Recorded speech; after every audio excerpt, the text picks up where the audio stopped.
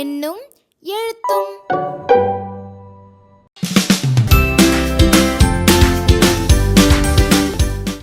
செய்து மகிழ்வேன் 2. மொட்டு மற்றும் மலர்நிலை மாணவர்களுக்கு கழித்தலால் ஏற்படும் அமைப்புகளை நீட்டித்து உருவாக்குவதை அறிந்து கொள்ளும் விதமா நுழையுமுன் பகுதியில கொக்கோ என்ற கோழியின் கதையானது கொடுக்கப்பட்டிருக்கு. கருத்துருவாக்க தருணம். எண்களின் அமைப்புகளை அறிய கதையிலிருந்து பல்வேறு விதமான வினாக்களை கேட்டு மாணவர்களின் சிந்தனையை தூண்டும் விதமா கருத்துருவாக்க தருணம் பகுதியானது அமைக்கப்பட்டிருக்கு. கற்றலின் தருணம். 16 முட்டைகள் ஒவ்வொரு நாளும் பொரிந்த விதத்தை கரும்பலகையில் கழித்தல் கூற்றுகளாக எழுதி, அதுவே ஒவ்வொரு நாளும் 2 முட்டைகள் வீதம் பொரிந்திருந்தால் எனக் கூறி மாணவர்களை சிந்திக்கச் செய்து அத கழித்தல் கூற்றுகளாக கூறச் செய்யணும்.